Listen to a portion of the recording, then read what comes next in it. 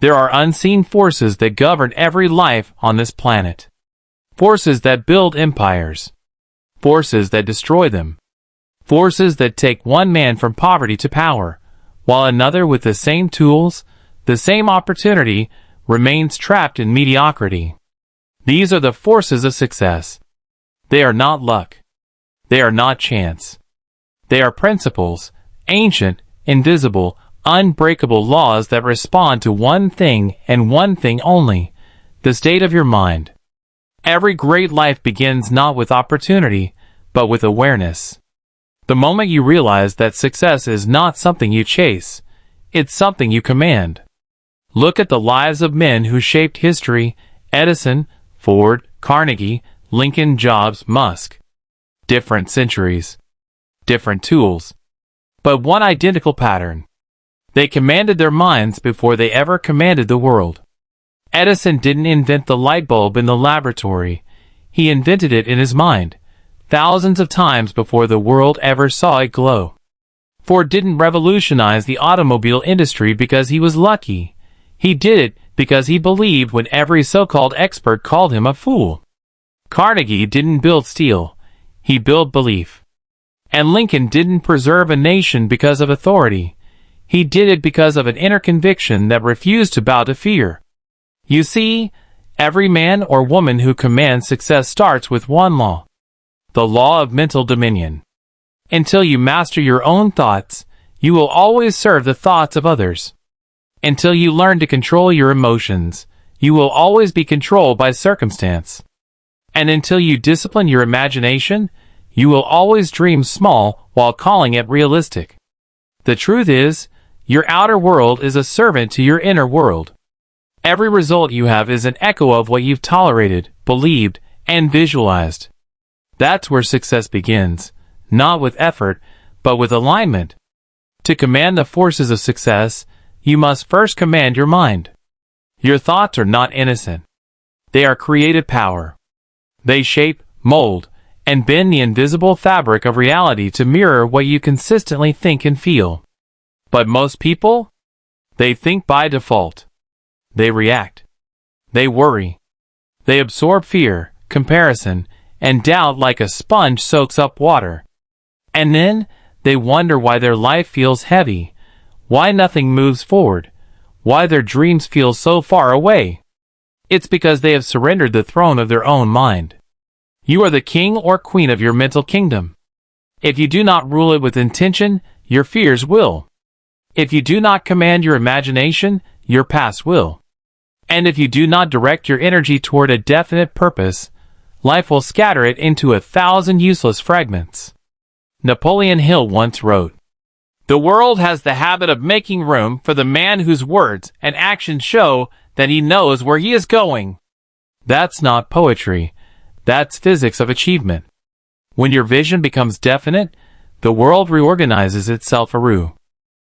Because once you realize that life bends to the level of your conviction, you stop waiting, and you start creating.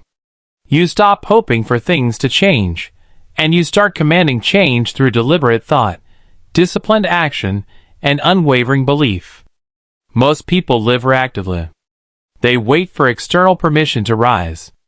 They say, "When I have the money, I'll start. When I have time, I'll grow. When I feel ready, I'll begin." But those who command success don't wait for readiness. They act, and through that action, they become ready. They know that clarity doesn't come before movement. It comes through movement. You find your voice by speaking. You find your strength by lifting the weight of resistance. You find your destiny by daring to step into uncertainty. That is how you command the invisible, by refusing to wait for permission to use the power you already have. Think of the great builders of our world. They did not know if their ideas would work. They simply knew they must. When the Wright brothers stared into the sky, they didn't know if flight was possible. They simply refused to believe it wasn't. When Andrew Carnegie arrived in America as a poor immigrant, he didn't know the pathway to wealth. He just knew he would find it. When Oprah Winfrey was told she wasn't fit for television, she didn't shrink. She transformed the very definition of media itself. What do they all have in common? A mind that refused to accept limitation. A spirit that could not be contained by circumstance. And that's what you must cultivate: mental sovereignty. Mental sovereignty means this: no external event can dictate your internal state. No failure can define your identity. No challenge can break your faith. You become the calm within the storm, the light within the shadow, the architect within the chaos. Because here's a truth most people never grasp: life is neutral. It's not for you or against you. It's a mirror reflecting your dominant vibration. When you think lack, you live in lack. When you think abundance, you attract opportunity.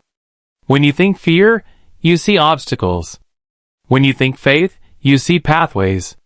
Your mind is not just a tool, it's the command center of your entire existence. And every thought is an order sent into the field of possibility. But command without discipline is chaos. A mind that dreams without order produces confusion. That's why you must not only visualize your destiny, you must structure it. Clarity is the commander's weapon. The clearer your vision, the sharper your power. Don't just say, "I want success." Say, "I will earn $100,000 in my business by this date, through this method, by serving this purpose." Don't just say, "I want to get fit." Say, "I will train at 6 a.m. daily, eat with discipline, and transform my body into a symbol of mastery." Precision turns dreams into plans. Plans turn into habits. Habits turn into momentum. And momentum commands the forces of Su.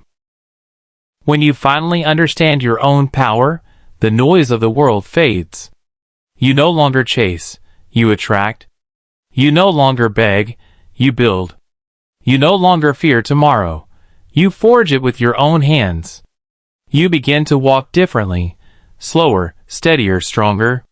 Your silence carries authority. Your focus becomes your fortress. And every breath you take becomes a declaration.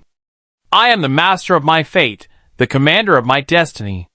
You start to see the invisible threads connecting every event, every encounter, every setback. You realize that nothing was random. Not the pain, not the delay, not the rejection. It was all training. The universe was not testing your strength, it was revealing it. There is a sacred point in every warrior's journey, when the battle ceases to be against the world and becomes a battle within. That's when you begin to transcend. When you stop trying to prove yourself and start trying to improve yourself. When you stop asking for success and start embodying success. When you stop fighting for validation and start walking in purpose. That is the moment the world begins to recognize you. Because energy doesn't lie. You can't fake alignment, and you can't hide conviction. When you carry truth, the world bends around it. And from that place, life becomes simple. Not easy, but simple. You know what to do, and you do it. You know who you are, and you live it. You know where you're going, and you walk toward it, with discipline, devotion, and divine patience. You don't need to force outcomes. You simply prepare space for them. You don't need to chase opportunity. You create it through consistent excellence.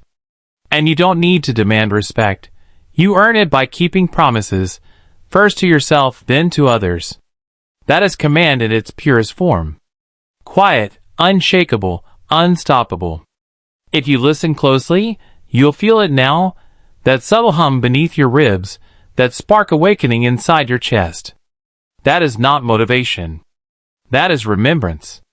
It is your soul remembering what it was designed to do, to lead, to rise, to create. Every heartbeat whispers the same truth. You were never meant to blend in. You were meant to build. So build your faith until it becomes unbreakable. Build your habits until they become automatic. Build your vision until it becomes undeniable. And one day, when people ask how you did it, how you rose from nothing, how you turned pain into power, how you commanded a life that once felt impossible, you'll smile and say, I didn't wait for success to find me. I learned how to command it. Music swells, strings, drums, cinematic brass rising to a crescendo. Stand tall. Breathe deeply. Look beyond the horizon. Because this, right now, is the beginning of a new chapter. You are not who you were. You are who you decide to become. Walk forward with faith. Act with precision. Lead with purpose. And remember, the mind commands, the spirit directs, and the universe obeys.